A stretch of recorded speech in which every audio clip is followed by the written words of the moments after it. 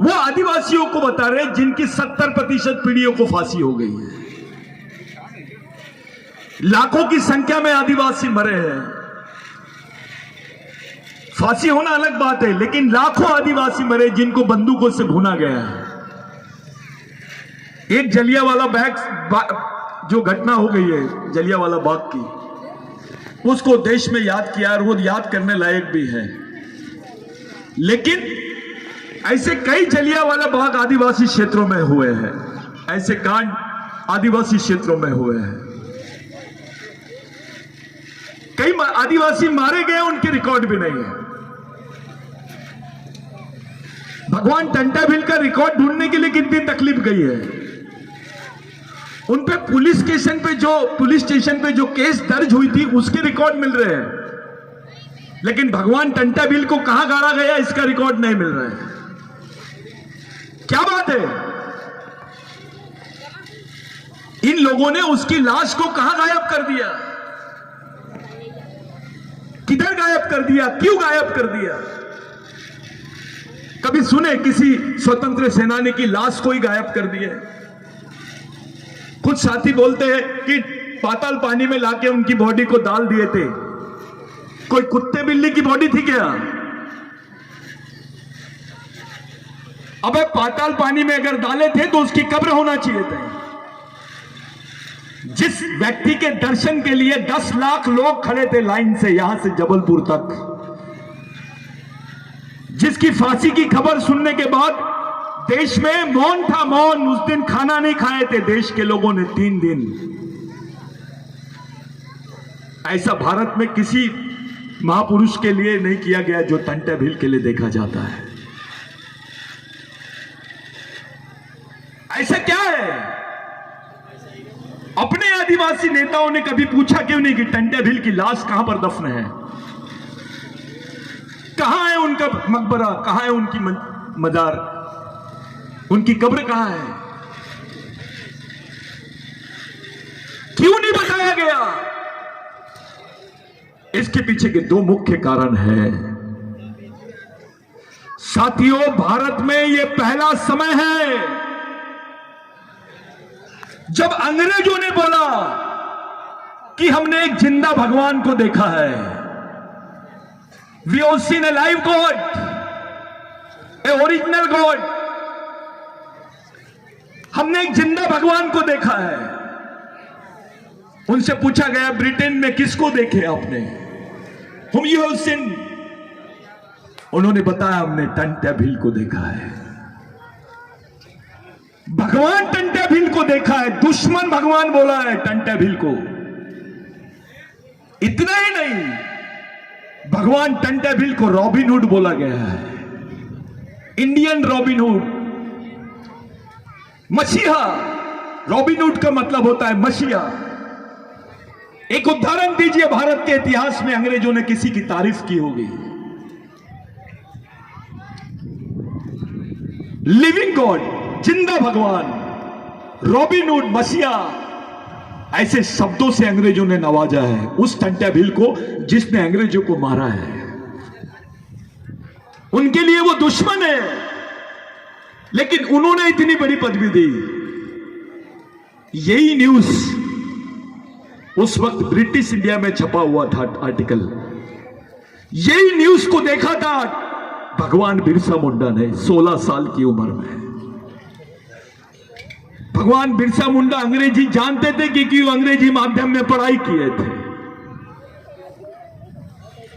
उन्हें उस आर्टिकल को पढ़ा और देखा कि Indian robin hood is no more, he is hanging over. उनको फांसी दी गई है। अब भारत का जो मसीहा है वो नहीं रहा, इस देश का मसीहा नहीं रहा।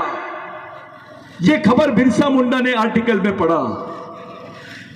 उस 16 साल के नवयुवक ने उस आर्टिकल से यह प्रेरणा लिया और वही प्रतिज्ञा किया।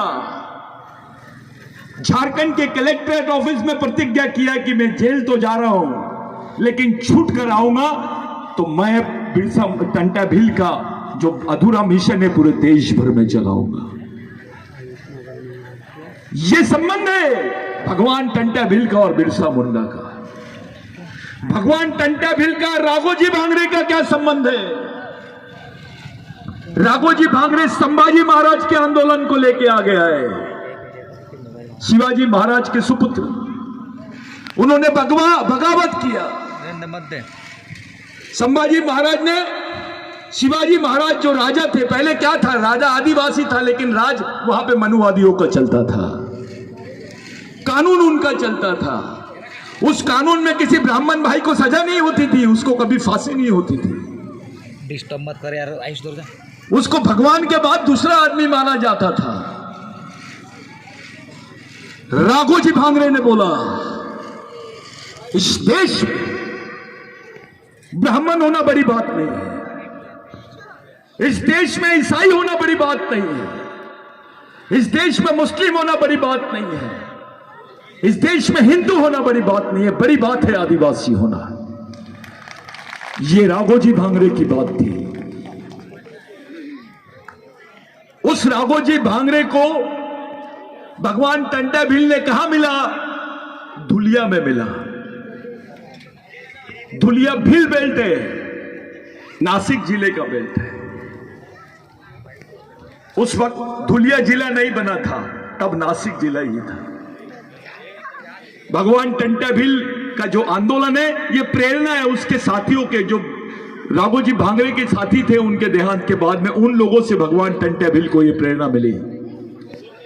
पहले किताबें नहीं चलती थी, पहले कोई इतिहास नहीं लिखा गया। 1911 के पहले किसी भारतीय ने इतिहास नहीं लिखा भारत का। कविता लिखी हो, लेकिन इतिहास नहीं लिखा गया। वो इतिहास आदिवासियों में था और उसका मुख्य माध्यम था लोकगीत, जिसको आप लोग ट्रेडिशनल लोकगीत बोलते हो। वो लोकगीतों के माध्यम से इतिहास बताया जाता था। उस लोकगीत में लिखा है, उस लोकगीत को यहां से नहीं, नासिक से नहीं, सह्याद्री से, पूना नासिक उसकी बाउंड्री से, सह्याद्री से लेकर सतपुड़ा तक, मेलघाट तक, मेलघाट से नागपुर अमरावती तक एक गाना होता था, गोंडी भाषा में, कोरकू भाषा में, भिल्ली भाषा में, मराठी भाषा में। किसी भगवान के इतने गाने नहीं गाए गए जितने टंटा भिल के गाने गए। उस गानों के बदौलत, जिसमें लिखा था कि संक्रांत के 12वें दिन भगवान टंटा भिल का जन्म हुआ एक गरीब परिवार में। इस देश में एक ही त्योहार ऐसा है जो फिक्स है हिंदुओं का। जैसे 25 दिसंबर को तुम जीसस क्राइस्ट का बर्थडे मनाते हैं, वैसे संक्रांत भी 14 ही तारीख को मनाते हैं। यह बदला नहीं है, ये इस देश का सबसे बड़ा इतिहास है। संक्रांत केवल मध्य प्रदेश में नहीं मनाते हैं, साउथ में तो बहुत ज्यादा मनाता है आदिवासी। संक्रांत का समय आदिवासियों के लिए बहुत महत्वपूर्ण माना जाता है, क्योंकि उस वक्त ये जो बीज होते हैं, फसल जो होती है वो पूरी आ जाती है। और उस लोकगीत में लिखा हुआ था, एक बीज को 12 दिन लगते हैं अंकुरित होने के लिए। खेती में 12 दिन बाद वो बीज अंकुरित होने लग जाता है, वैसे संक्रांत के 12 दिन बाद वो बीज आदिवासियों में अंकुरित हुआ। उसका नाम है भगवान टंटा भिल। ये जो लोग बोल रहे हैं, इनको पूछो, आदिवासियों के लोकगीतों से ज्यादा इस देश के इतिहास की पुस्तक है क्या? है? अरे पहले तो हमने आपसे पूछा कि आपके पास भगवान टंटा भिल का जन्मदिन का कोई रिकॉर्ड है क्या? आपके पास नहीं है। फिर आपको पूछा, भैया उसके मरने की कोई निशानी है क्या? नहीं है। हमारे बुजुर्ग बताते हैं कि टंटा भिल को तो रानी विक्टोरिया साथ में लेके चली गई थी यहां से, एलिजाबेथ, क्योंकि उनको समझ में नहीं आता था कि टंटा भिल गायब कैसे होता है।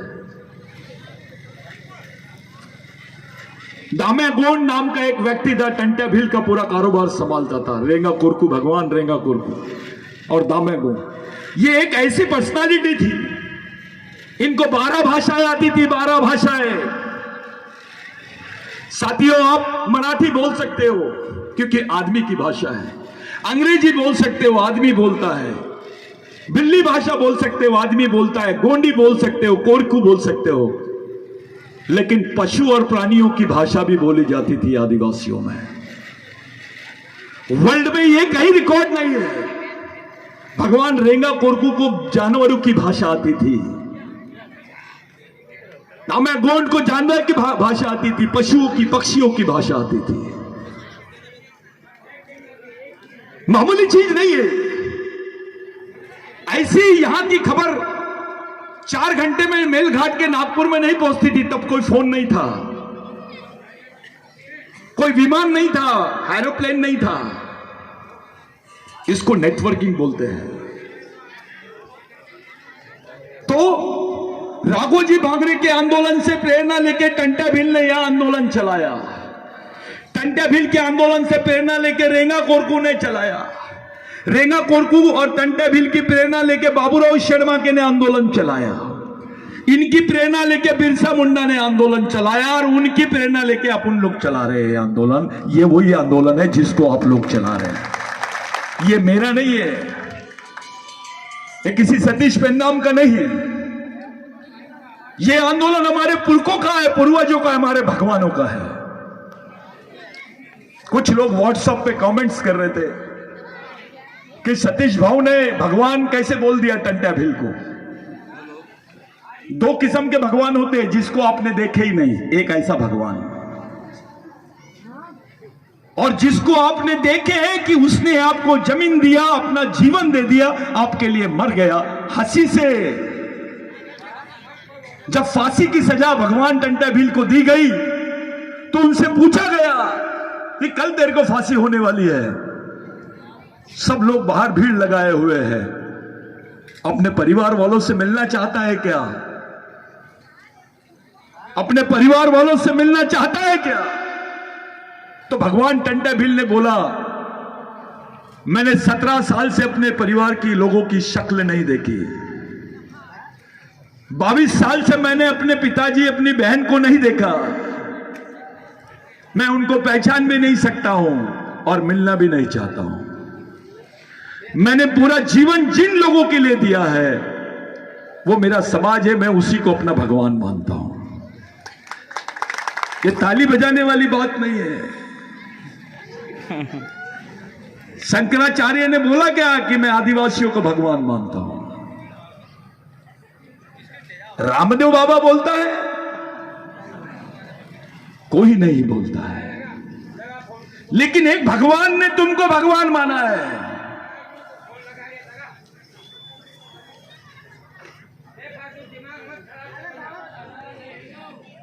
ये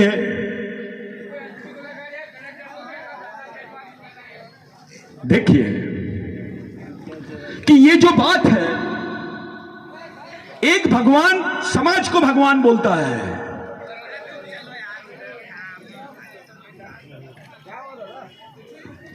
वो जिस तरीके की बात मैं आपको बता रहा हूं कि मरते वक्त भी समाज का नाम लेते हैं लोग। मैं अपने समाज को देखना चाहता हूं। इतनी बड़ी बात किसी ने नहीं किया। इतनी बड़ी बात नहीं किया किसी ने, किसी क्रांतिकारी ने नहीं किया।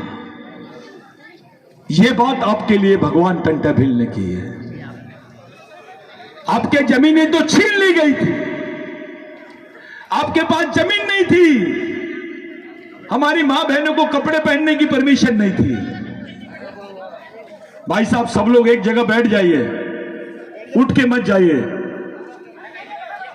क्योंकि ये आदिवासी कौम है, भागने वाली कौम नहीं है, लड़ने वाली कौम है। बैठ जाइए। आप लोगों से विनती है कि शांति से बैठे तो मैं बोलूंगा, नहीं तो मैं नहीं बोलूंगा। देखिए उनका कि समाज को देख के मरना चाहता है। भाई, मैं मरते वक्त मेरे समाज को देखना चाहता हूं। कौन आदमी बोला है ऐसा? बताइए, कौन आदमी बात करता है? इतनी वफादारी समाज के प्रति। एक तरफ टंटा भील को देखिए और दूसरी तरफ अपने नेताओं को देखिए। टंटा भिल की वफादारी देखिए कि वो मरते वक्त समाज को देखना चाहता है। ये तो जीते जी समाज को नहीं देखना चाहते हैं। जीते जी समाज से दूर जा रहा है पढ़ा लिखा आदमी, ऑफिसर। उसको वो कार्यक्रमों में इंटरेस्ट है जिसमें उसका सत्कार होता है, जिसमें उसको सम्मान मिलता है। ऐसे कार्यक्रमों में अधिकारी कर्मचारी आपको ज्यादा मिलेंगे। लेकिन जिस कार्यक्रम में समाज की नींव डाली जाती है, समाज का फाउंडेशन डाला जाता है, उस कार्यक्रम में ये लोग नहीं दिखाई देते हैं। साथियों, अगर वो सामाजिक जुनून नहीं होता तो मेरा दावा है भारत में भील आदिवासी नहीं होते। ये गलत बात है। अरे तुमको तो गुनाहगार जमात बोला जाता था, गोंड को गुनाहगार जमात बोला जाता था, कोरकू को बोला जाता था, भील वंश के सभी लोगों को भील गुनाहगार बोला जाता था। आपको गवर्नमेंट सर्विसेज नहीं मिलती थी, आपको चोर समझा जाता था, डकैत समझा जाता था। आपको बोला जाता था कि भैया ये लोगों को नौकरियां नहीं मिलती थी।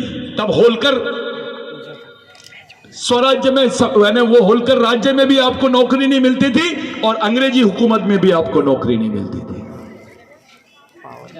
कोरकू भगवान रेंगा कोरकू ने बोला, टंटा भगवान को बोला कि भगवान ऐसे से तो आदिवासियों को ये लोग नौकरी भी नहीं देंगे, रोजगार भी नहीं मिलेगा, ये जिंदा कैसे रहेंगे।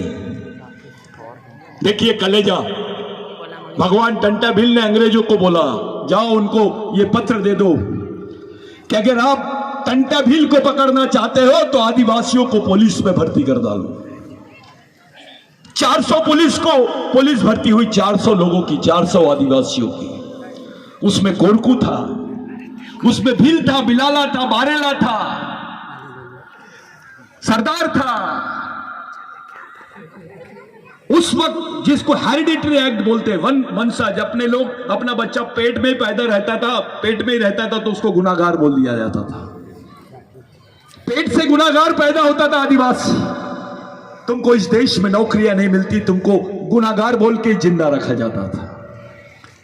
एक क्रिमिनल ट्राइबल यानी आदिवासियों को मार दो तो सजा नहीं होती थी। तुम्हारी मां बहनों को सरेआम मारा जाता था, उनका बलात्कार किया जाता था, उनकी अवहेलना की जाती थी, नंगा घुमाया जाता था। यह सच्चाई थी। चाहे महाराष्ट्र से लेकर मध्य प्रदेश से लेकर इधर पूरा जितना सतपुड़ा पहाड़ है, सह्याद्री सतपुड़ा क्षेत्र, आज जो गर्व से बोल रहे हैं ना, मैं आदिवासी हूं, ये मेरी बीबी है, मेरा बच्चा है, ये मेरा घर है। मेरे भाई, दिल से पूछ, दिल पे हाथ रख के पूछ, कौन से भगवान ने तेरे को जमीन दिया है, कौन से भगवान ने तेरे को जिंदा रखा है। टंटा भिल नहीं होता तो भारत में भिल नहीं होता।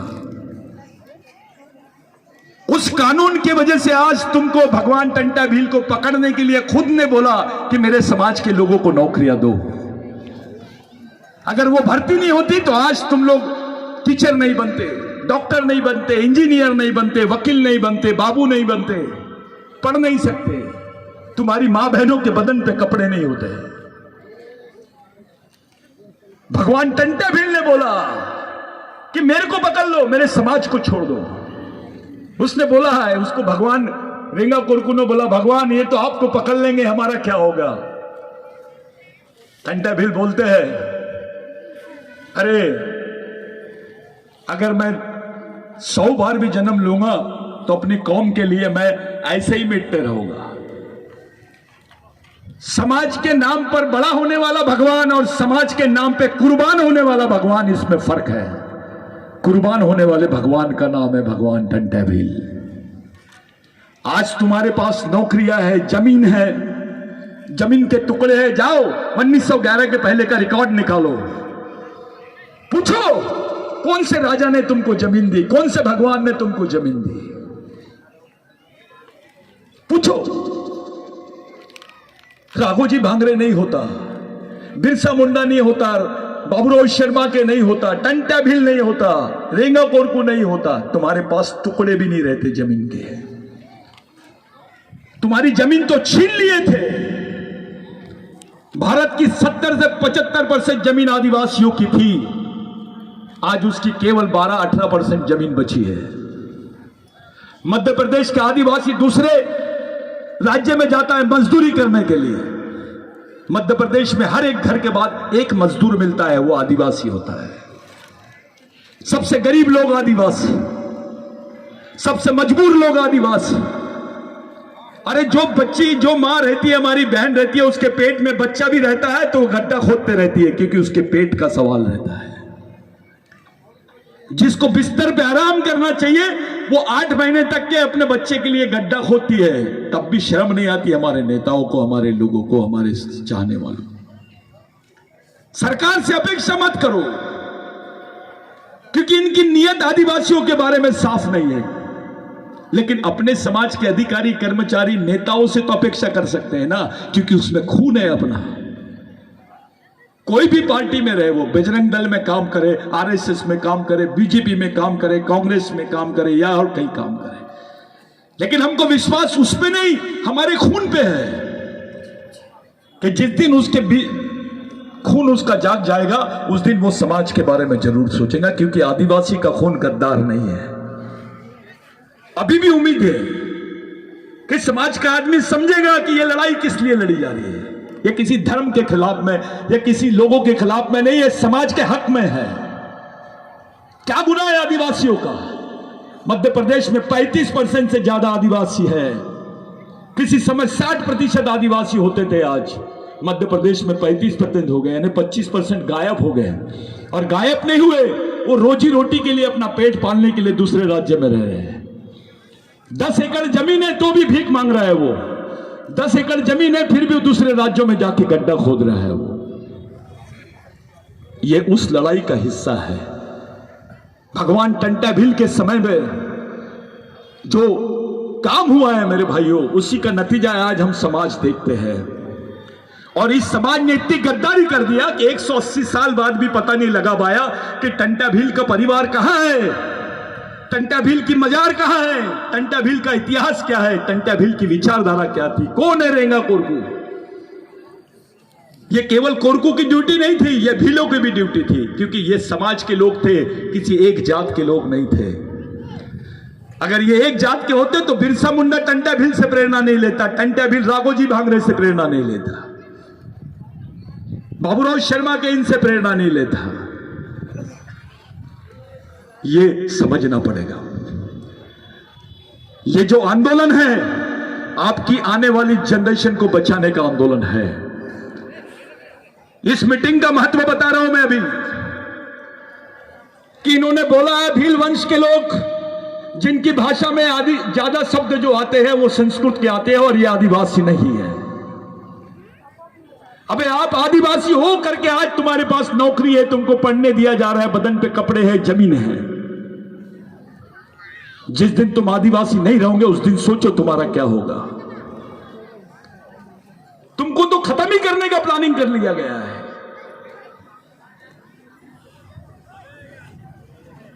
भारत में आदिवासी नहीं रहते हैं, संयुक्त राष्ट्र संघ में बोल दिया गया। आदिवासी नहीं रहते भारत में, इसका मतलब यह है कि आदिवासी भारत के नागरिक नहीं है।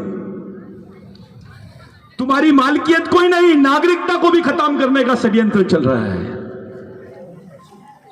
उस चीज को जिंदा रखने के लिए ये जो प्रोग्राम है, ये पूरा विश्व देखेगा अभी कि टंटा भील के वंश के लोग जिंदा है, उस मालिक के वंश के लोग जिंदा है जो खुद भी मालिक है।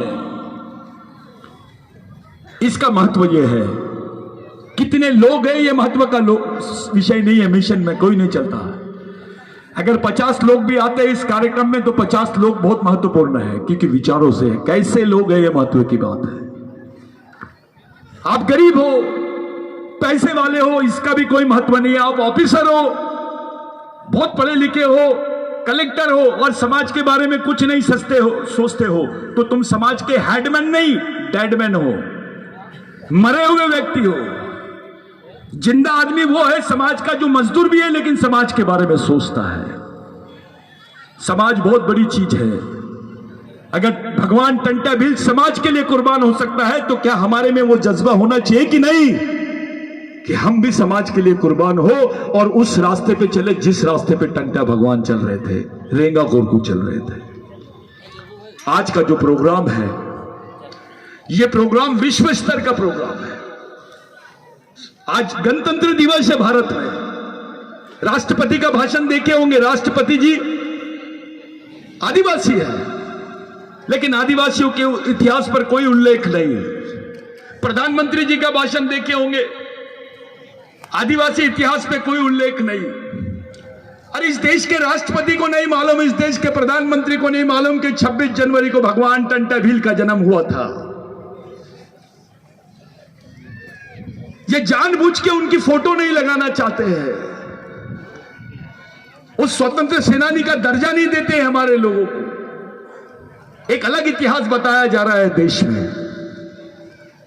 आपको उस इतिहास को खड़ा करना है। ये नई जनरेशन है, ये हमारी आखिरी जनरेशन द्वारा, आखिरी पीढ़ी द्वारा आखिरी पीढ़ी को बचाने के लिए लड़ी जाने वाली आखिरी लड़ाई है।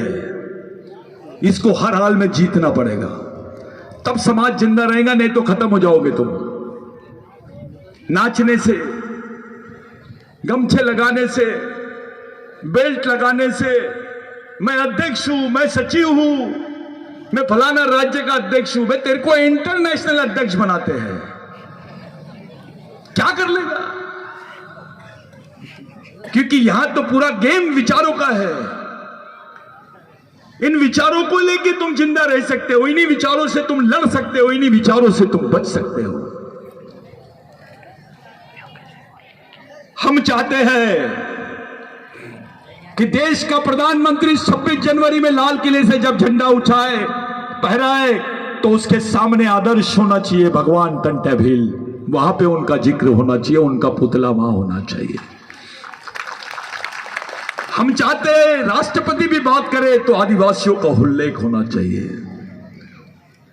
और जो संयुक्त राष्ट्र संघ में 1993 में भारत सरकार का हलफनामा गया, जिसमें लिखा गया कि आदिवासी भारत में नहीं रहते हैं, उसके खिलाफ में जजमेंट दिया है 2011 में। हमारी जो नंदाबाई है, ये मैं इनको देखा नहीं रहता। इस केस को सुप्रीम कोर्ट में ले जाने के लिए मैं यहीं से बोल रहा हूं। एमएलए लोगों को तक मैंने रूम में बंद किया हूं। महाराष्ट्र की विधानसभा में झगड़ा लड़ा हूं। बिरसा ब्रिगेड का जो भूमिका है इसमें बहुत बड़ी थी। नंदाबाई को केस में नंदाबाई की केस में महाराष्ट्र गवर्नमेंट सुप्रीम कोर्ट गई। महाराष्ट्र गवर्नमेंट को मजबूर किए 2009 में, 2008 में। इसके पीछे बिरसा ब्रिगेड की बहुत महत्वपूर्ण भूमिका थी। मैं कसम खा के बोल रहा हूं, मैं पहली बार मिला हूं नंदाबाई से। पूछो तुला भेटलं होतं यापूर्वी कधी? नहीं। मैं उसको बोल रहा हूं मराठी में कि तुमको मैं मिला था कभी? नहीं, सिर्फ नाम काफी था। एक नंदाबाई भील है, यानी आदिवासी है, उसके लिए लड़ना मेरा फर्ज था। साथियों, 1911 के बाद में मैं 1923 में, यानी 12 साल बाद में मैं नंदाबाई को मैं यहां देख रहा हूं। ये हमारे लिए राष्ट्रपति से बड़ी है, किसी नेता से बड़ी है, मिनिस्टर से बड़ी है। उसके साथ जो हुआ वो आप लोग जजमेंट में पढ़ना, उस निर्णय में पढ़ना कि क्या हुआ था उसके साथ। वो रोई, और हर समाज में बहुत सारी नंदाबाई है जो सामने नहीं आई, ये हिम्मत करी सामने आई। आप लोग 3 बातें याद रखो। मैं जान रहा हूं मैं कौन से दिन बात कर रहा हूं। मैं भारत के गणतंत्र दिवस पे बात कर रहा हूं। एक भी चीज अगर मैंने राष्ट्रीयता के खिलाफ में बोली तो मैं गुनाहगार हो सकता हूं, राष्ट्रद्रोह का दर्जा मेरे पर गुनाह हो सकता है। लेकिन मैं पूरे विश्वास के साथ यह सवाल खड़ा कर रहा हूं कि भारत में जितनी लड़ाई अंग्रेजों के खिलाफ में हुई, उसका 70% लड़ाई केवल आदिवासियों ने लड़ी है। 70% जिस समाज ने आदिवासी समाज ने लड़ा है, इतिहास के किताब में उसके 3 पेज भी नहीं है, उसका 1 पेज भी ढूंढना पड़ता है आपको, ढूंढने से नहीं मिलता है। इस लड़ाई को, इस आंदोलन को, इस मिशन को आप कोई से भी संगठन में रहे, लोग बोलते जयस का हूं वो, ये सब बिरसा ब्रिगेड के ही है। जयस कोई और नहीं, बिरसा ब्रिगेड जयस का है, क्योंकि ये अलग अलग संगठन के माध्यम से अपने समाज में काम होना चाहिए, ऐसी हमारी सोच है। मध्य प्रदेश में आधे से ज्यादा लोगों को चुनाव का बुखार आया हुआ है। इनको समाज का बुखार पहले नहीं चढ़ता, लेकिन चुनाव का बुखार बहुत जल्दी चढ़ जाता है। जैसे वो बीमारी आई थी ना कोविड, वैसे इलेक्शन की बीमारी आती है। सपने में आमदार बन जाते लोग, विधायक बन जाते हैं। ये बीमारी से अपने आप को मुक्त करो। समाज जिंदा रहेगा तो तुम जिंदा रहोगे, तुम जिंदा रहोगे तो लड़ सकोगे, लड़ोगे तो बचोगे, और बचोगे तो कुछ अपने आने वाली पीढ़ी के लिए करोगे। लेकिन मैं यहां से बोल रहा हूं, किसी को लग रहा होगा कि आदिवासी समाज के कोई पालनहार नहीं है, आदिवासी समाज के कोई संरक्षक नहीं है, इस समाज को बचाने वाले लोग नहीं है, इस समाज के बारे में सोचने वाले लोग नहीं है, लेकिन यह बिल्कुल गलत है, बिल्कुल गलत है। आने वाले समय बता देगा।